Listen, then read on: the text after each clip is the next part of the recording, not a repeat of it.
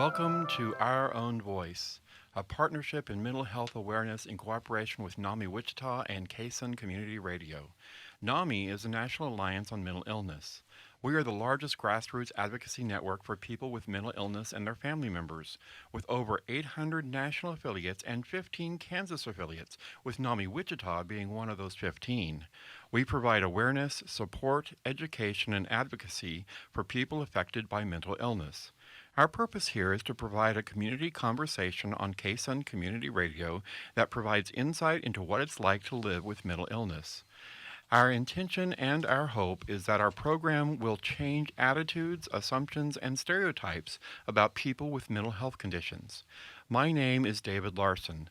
I am very pleased and proud to be your host today, and I am a person living with mental illness. I'm in recovery for major depressive disorder. Like everyone, I struggle with the ups and downs of emotions and the challenges of being fully human, but I am doing great. And I know I have many gifts to offer my family and my friends and my community. And it is my pleasure to introduce our guest for today, Tim. Hello, Tim. Hello, how are you? Doing great. How are you doing? I'm, doing fine, I suppose. The weather is decent, and I'm in good health. That's excellent. All right. Well, Tim, let's start out by saying, where did you grow up? Well, I was born in just outside Chicago in Danville, Illinois. My formative years were spent in Missouri, around the St. Louis area, and then around 13 years old or so, moved here to Wichita. Been here since. I have struck out a few times, went to Seattle for a while, and I have been other places that were of no consequence, and always came back here. Wichita always just pulled me back home. Okay. So struck out not as in baseball term, but just as in venturing out into the wide world. I would say both. Oh, okay. Fair enough. Well, so where did you graduate from high school? Circle High School in Towanda, Kansas in 1987. Oh, right. Mm-hmm. Thunderbirds, okay. So say hello to the Thunderbirds. Hello, Thunderbirds. Go Thunderbirds. I always liked that animated show that they did with the puppets, the Thunderbirds. You remember that? I think so. Marionettes? Yeah. That were puppets? Yeah. That were the Thunderbirds? Were they? Yes. Okay. Fair enough. We'll take your word for that. Okay. So Tim, what is your diagnosis first of all? Bipolar type 1 with psychotic features. Okay. And how long have you been diagnosed? Well, I was just thinking about that, and the truth of the matter is I am not exactly sure. I'm going to say around 20 years. Yeah, now you have a reason for not remembering, and what is that reason? Well, I unfortunately had a very severe stroke in which the doctors explained less than 1% of the people even survive, and I have somehow miraculously made an almost complete recovery from total paralysis. That is fantastic. And so a stroke is basically a stoppage of blood to the brain, and my variation of the stroke was an ischemic stroke. Okay, so it was a blockage. It was a blockage. So it was a blockage. A hemorrhagic stroke is a blood flow. It was actually both. It did hemorrhage into my brain, and as we speak right now, the MRIs show 1/3 of my brain completely dead. It's a dark spot on the MRI. All right. So, and it also shows the other 2/3 lighting up in areas that normally are never lit up. So parts of my brain are compensating for the parts that don't work. Yeah. So I want to congratulate your brain. It's doing a great I job. want to congratulate God because I really had nothing to do with it. Fair enough. And that's good that you understand that there's a higher power that was helping you. Absolutely. That is great. Over and over again. Trust me on that one. Yes. Well, so what else? What are some of your coping skills to get where you are? I think you forgot that what you went through after your stroke. Oh, Tell yeah. us what you went through. Oh, yeah. Where should I begin? Waking up from the coma that you were in for a month. Right.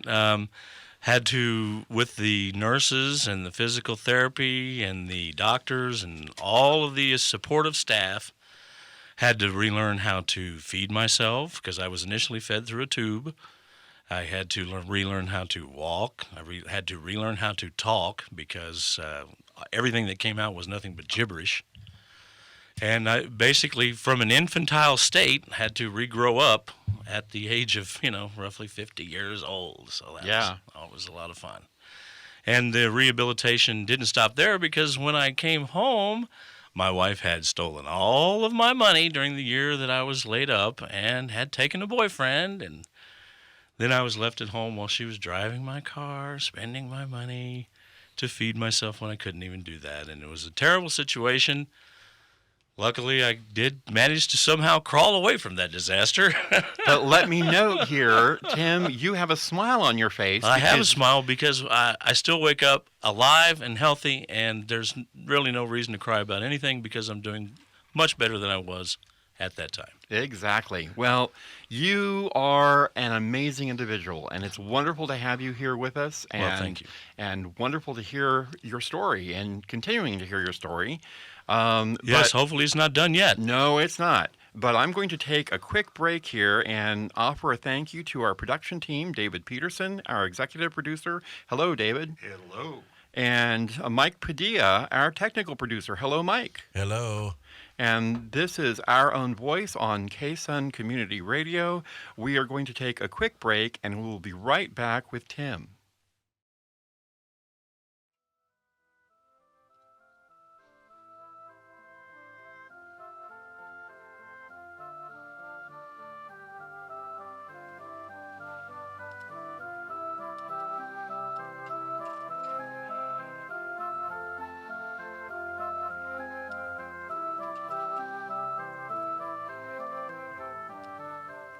Welcome back to Our Own Voice, a partnership in mental health awareness in cooperation with NAMI Wichita and KSUN Community Radio. NAMI is the National Alliance on Mental Illness. Our Own Voice is intended to humanize the misunderstood, highly stigmatized topic of mental illness by showing that it's possible and common to live with a mental health condition. So, Tim, we were talking before the break about what you went through and everything with the stroke and all the trials that you have gone through, but yet you have risen above that, and you give credit to God on that. I do. And what other who else can we give credit to? The saying that when you laugh, everyone laughs with you, but when you cry alone. And I don't like to be alone. Fair enough. So you laugh about it. I do laugh. I have to. Okay. Now, can I share with them about you're going this route without meds right now, right? That's correct. You are surviving through your coping skills alone. Only just through sheer orneriness. That's the way to do it. Yes. Sheer orneriness will rise above. That's true. That's really the truth. God and orneriness, I don't know. I guess that's a hell of a combination. I think that's written in scripture somewhere. God and orneriness. Probably. So what are some of your coping skills? Breakthrough Club. Breakthrough Club, yes, definitely. which we need to talk about. The Breakthrough Club is a huge part of my life, and I do go there every day, when I'm able to go, and even when I am not able to go, I do try to get there. When I say every day, I mean every open day. They just support me in so many ways that it's just hard to really explain it, without taking some time to prepare a statement. But they are very supportive of people like me, and we have a whole entire little sort of like sub-community of people who don't necessarily find a fitting, area in normal society, so they've created their own. And that's where we all go to congregate and support one another, feed ourselves, etc. Okay. So we've interviewed people from Breakthrough Club before here, and so some of the common questions are, what do you do at Breakthrough Club? We go there and sit around. Okay. No, if I said, please don't take that seriously. They would be, their ears all perked up on that one. No. I'm sure, yes. Because and we know that that's not true. That is not true at all. They try to keep us busy, so we go there to it's a member-run club, so everything that that needs to be done around the clubhouse is done by the members. Right. The staff is very small, and it's kept that way on purpose so that they can keep us busy. They do not want us to sit around. They want us to engage other people. They want us to socialize. They want us to learn skills. They provide education supporting type materials and efforts, and they help with job assistance. They help find us places to live. They basically are a really, really vital part of the lives of people who are members. Right. We really need that kind of support, and they do provide it. And so thank you very much to the Breakthrough Club at Wichita. You betcha. Do you think that they take a kind of a position as they become your surrogate family? Absolutely. Yeah. 100% agree. And now you have chores that you Yes. have to do at Breakthrough. We don't have to. No, we don't actually Okay. have to do anything. But So there's no chore police? Maybe there are. The way he looked at me, Marty, there are might you be. chore police? Got that? It could be Marty. But there really isn't. No, there really isn't. We don't unless you have to look at do Marty. we don't actually have to do anything. However, we want to do things. Right. You find purpose, you find belonging, Exactly. you find ability through what you do. That's exactly right. So what are some of the things that you've done in particular? Like, have you worked in the kitchen? Have you worked out of the kitchen? I've done every single thing at the club, but let me cut right to the chase about my crowning achievement. Okay. One time I had a crazy idea of writing an ad in the paper. I'll accept all your old computers and you don't have to pay a dime to recycle them. Well, guess what happened? You got a flood of computer parts. I was totally flooded with a donation inundated. laptop of like 500 laptops, Wow. among other things. And so I walked into the Breakthrough Club and said, guess what I've got? New computers for everyone. And I gave every single person in the club, well, it wasn't brand new, but it was a good enough computer. Right. And every single person who wanted one got one. Awesome. And every member got a computer, and it was great. And I still even had computers left over, probably still have some stored away now, which they're antiquated and probably only good for one thing, like writing email or Yeah. whatever. But that was my greatest effort of life, That I is think. fantastic. And That it was is- all based off of a crazy idea. That is a great idea. Well, I'm going to take a quick break here and say we're talking with Tim, and we will be right back with Our Own Voice. If you would like to learn more about the National Alliance on Mental Illness and how you can get involved in mental health advocacy, please visit our website at NAMI.org.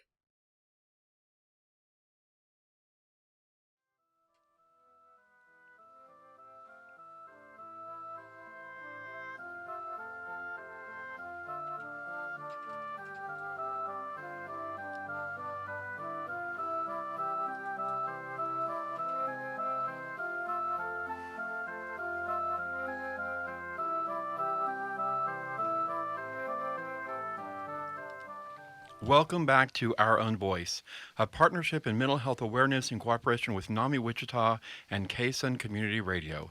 And NAMI is the National Alliance on Mental Illness. Now, Tim, we were going to talk during the break, and we're going to talk about it now instead of the break. And that is one of your coping skills and one of the ways that you bring hope to your life is through your faith community. That's correct. I'm a very firm believer in God, and I love Jesus.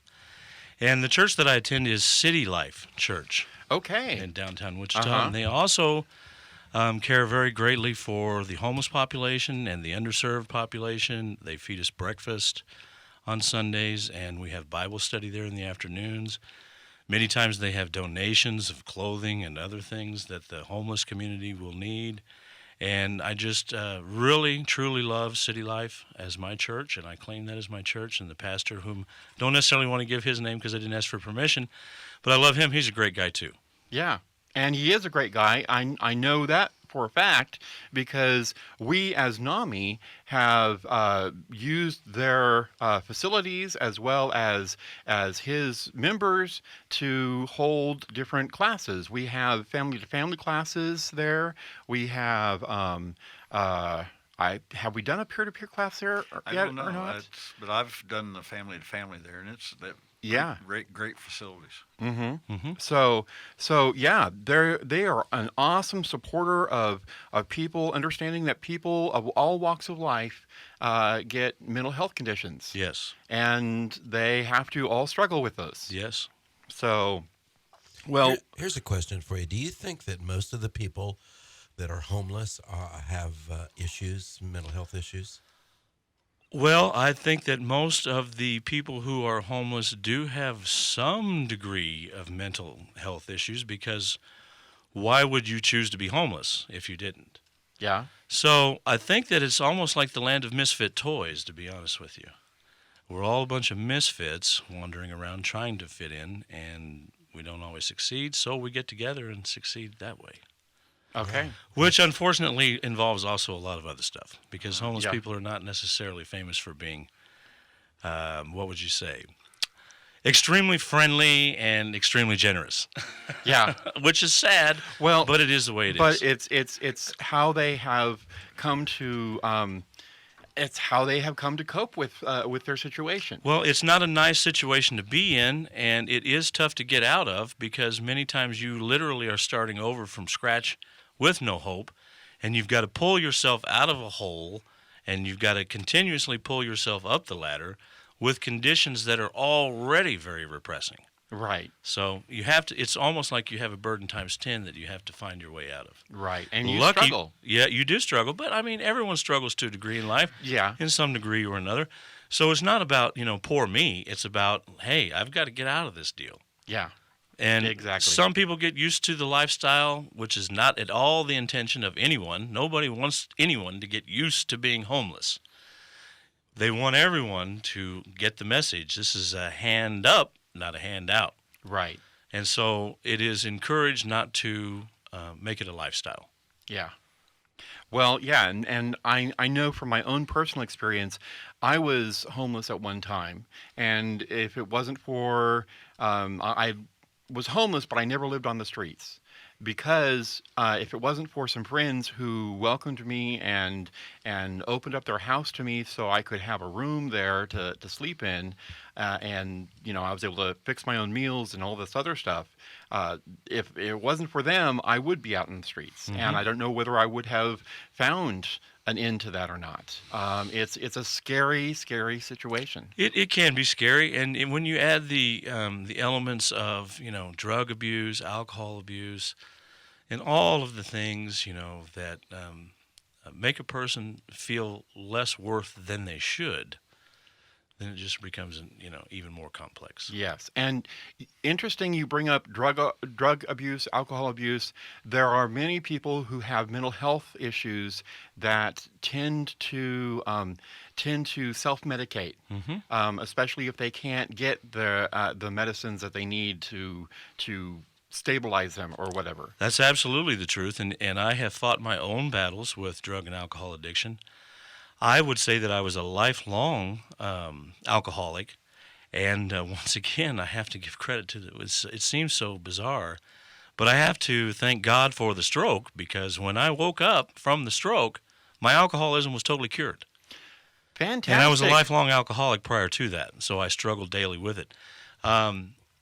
I didn't do any work at all to quit, so probably it wasn't fair. What about OxyContin or any of those? If you take a look, if I pulled my shirt up, you would see all of the numerous scars I've had from some pretty severe surgeries. So I have had those painkillers and stuff like that, but I never was into pills or IV drug use.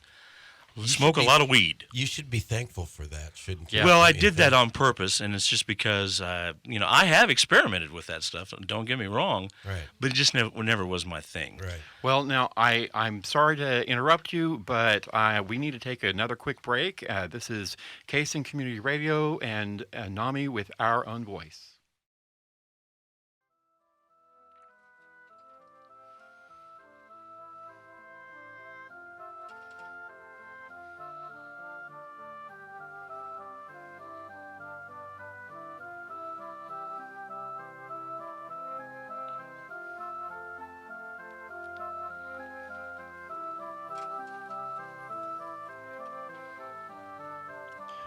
Welcome back to Our Own Voice, a partnership in mental health awareness in cooperation with NAMI Wichita and Kaysen Community Radio.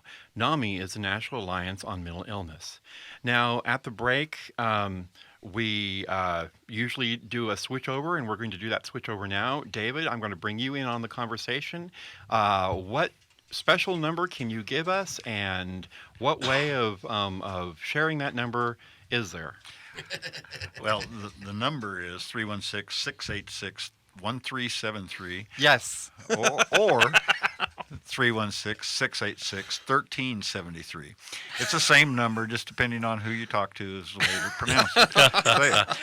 But please call that. I'm not going to keep this real short because we're loving Tim's interview here, and I do want to mention that intro music was composed by David Larson, our guest, our host. Thank you. But please call that number, 316-686-1373. You'll get the answering machine. We'll call you back as soon as possible. I have a NAMI brochure here that tells about all of our programs, all of our support groups.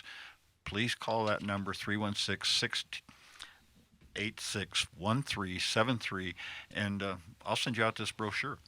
And we also have a webpage, www.namiwichita.org. And so people can go to that webpage as well and find out information about the NAMI organization here in Wichita as the affiliate and what programs we have. Exactly. And make all checks payable to me. That's Tim Crank. Oh. Probably shouldn't do that. Yeah. It's just a joke, folks. It's just a joke. Well, but Tim, bringing you back in on the conversation. During the break, we were talking about some other avenues of help that you received, and you mentioned that you wanted to give a special shout out to someone. Yes, a psychiatrist who over and over again during my periods of just total mental obliteration, basically, where I was so confused I really didn't know what was going on, had just lifted me up over and over again and actually took the time to converse with me and treat me as a human being and make sure that my medications were not too excessive and that they weren't experimental and that they were tried and true. And I just grew to really, really, truly love the man. And his name is Dr. Muhammad Shah. He's a great man. Wonderful. I love him to death. I haven't seen him in years, which means he's even more successful than he knows. But I do love the man, and he's great. Excellent. All right. Goes to show that someone in your past can really have a profound impact Absolutely. on your future. Absolutely. All right. Well, what other coping skills can we bring up? What other ways are you making it happen for you? What words of hope? How's that for a tough one? Well, that is a tough one, and I really don't even know where my hope spring comes from, other than God. Yeah. Because certainly I've had one adversity after another, but it doesn't do any good to cry about it. You just have to get up and keep going. So I don't really know. I'm going to say God is my ultimate source of inspiration. Okay. And the contents of the Bible, really, Okay. are what, when I get totally confused, that's what I return to lately, over and over again. And every time I find something in there, I write it down and try to stash it into an important place for review later when I find myself in the same situation. Okay. Which So- I invariably do. So definitely recording stuff, trying to remember stuff, all that comes down to seeking something for the future. Well, what it all ultimately boils down to is a Bible verse, and that Bible verse is, I can do all things through Christ who strengthens me. Philippians 4:13. Yes, that is an excellent Bible verse, and I have to agree with you on that one. So, do you listen to music? Yes, I do. Do you listen to Christian music, to country western, to rock, to what? I listen to everything, but I was a thrash metal drummer for a long time. Were you? Yes, I thought he was. was into hip hop. I just thought for I am sure to an that extent. he- I mean, Bubblegum pop, right? Yeah. I listened to Exactly. everything, really, Yeah, because exactly. as a musician, I played drums for a long time, and as a musician, who doesn't? It's like, Yeah. you're going to enjoy all types of music And when as a we're done, musician. I'll invite you to play on the house drum set. That's if you what I was want. already looking at when I came. Yeah. Now I have to say, since the stroke, part of my body is dead. Because like my left foot, I have no feeling at all in it. No, But none. you're a right-handed drummer. I am a right-handed drummer, Okay, so I can so still that- kick the bass. I okay. can still hit the hi-hat. I can Okay, still I play the gotta snare. ask because my brother is a drummer.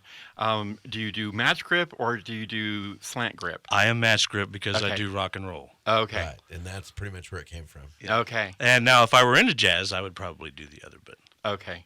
Well, fair enough. See, yeah, that's the only thing I know about drums. I'm other instruments. I'm keyboard. So there's use for you yet. good. Sounds like we ought to have a band here. It's a small use, but it's a use. He still has trouble with tempo, though. Yeah. I got rhythm. Yeah, no, you don't.